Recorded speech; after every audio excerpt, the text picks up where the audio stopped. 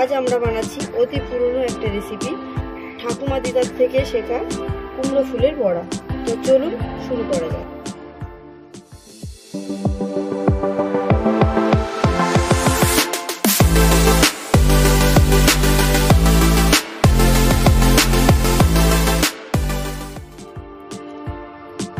আমি বানাবো কুমড়ো ফুলের বড়া।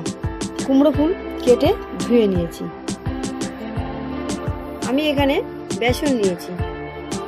এখানে দেব 1 চামচ চালের গুঁড়ো, কালো জিরে, হলুদ গুঁড়ো, নুন, লঙ্কার গুঁড়ো।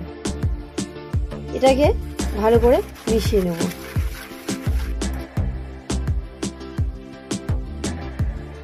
জল দিয়ে দেবো।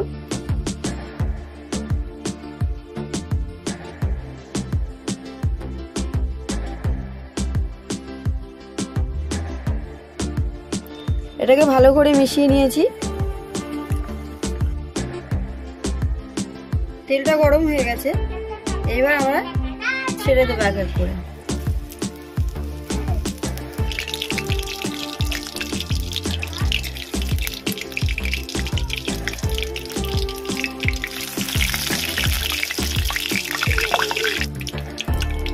একটা দিক হয়ে গেছে, এবার উল্টে দেবো।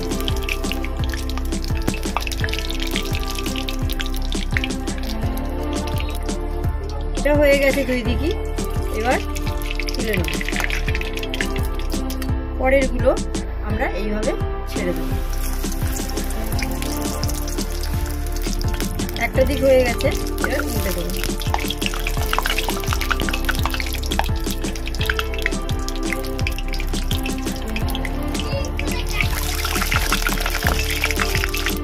আমাদের 2 দিকই ভাজা হয়ে গেছে, এবার তুলে নেব।